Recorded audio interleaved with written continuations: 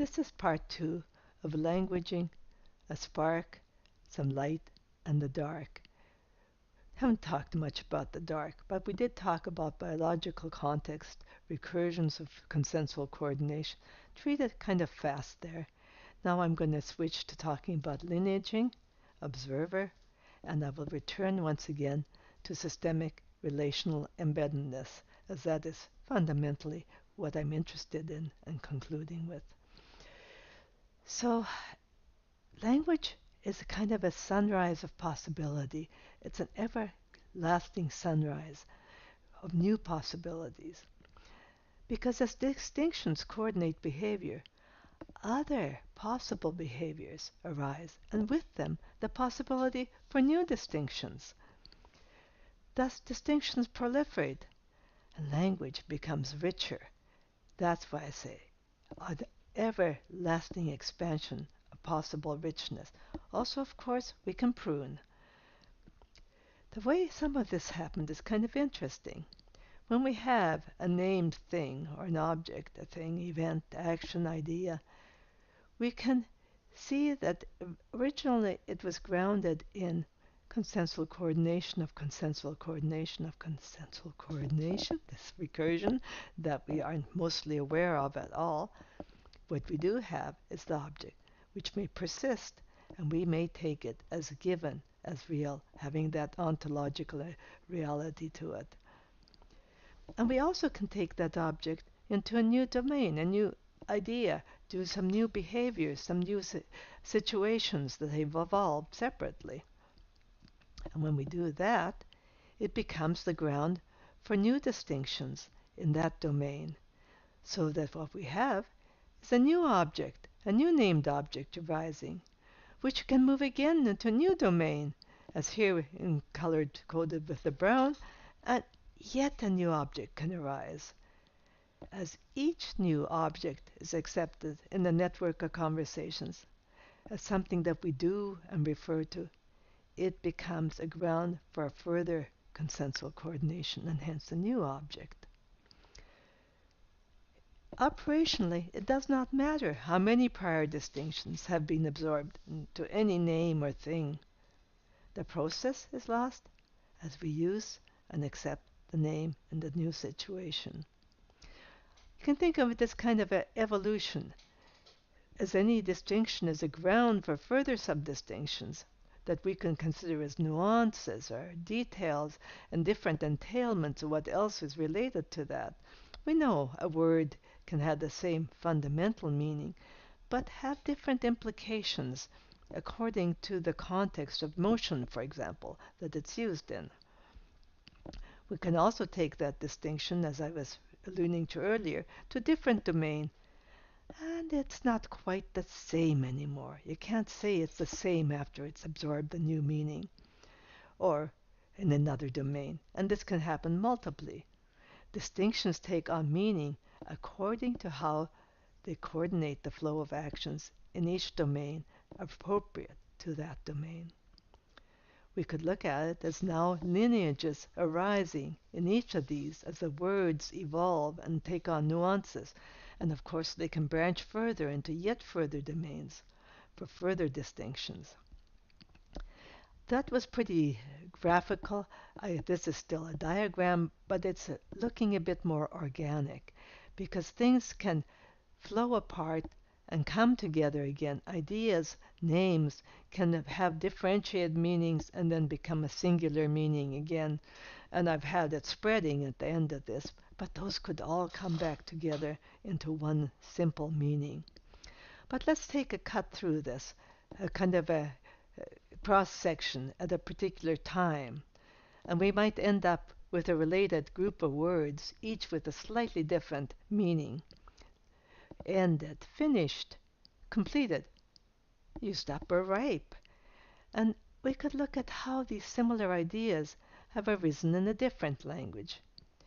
Otsas, löppenud, lõpetatud küps, valmis, here Estonian.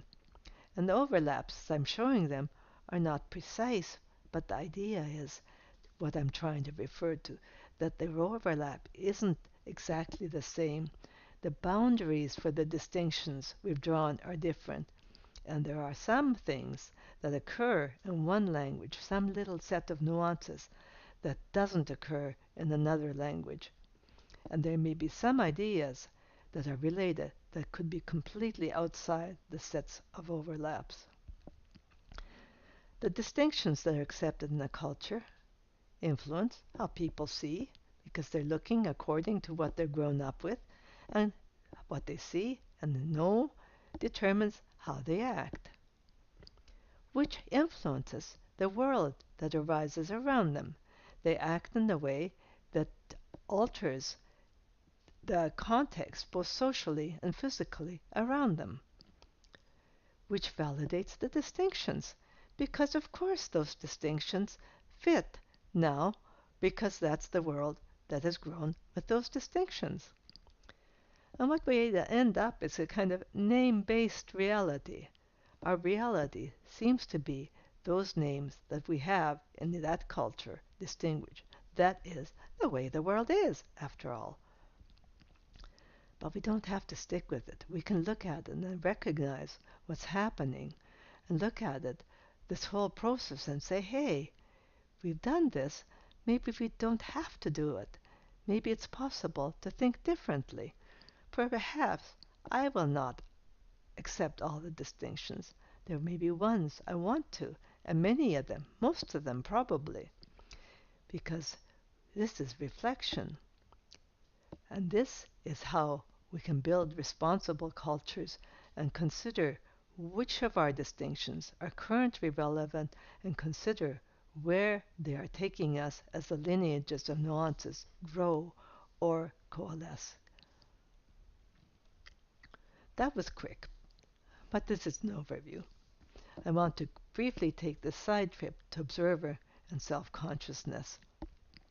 And this is very clearly into one of Maturana's ideas. We can distinguish distinguishing. We distinguish that this is being distinguished. And in this process, we are observing. The observer who does this and the process of observing arise as a concept. This is a new notion that comes out of that recursion. And of course it has embedded in it all those other ones, but that's not really relevant. What we're left with is generally observer, or observing as a verb, as a named object. And because it's now a named object, it can become a ground for further consensual coordination that we can then potentially name and make something.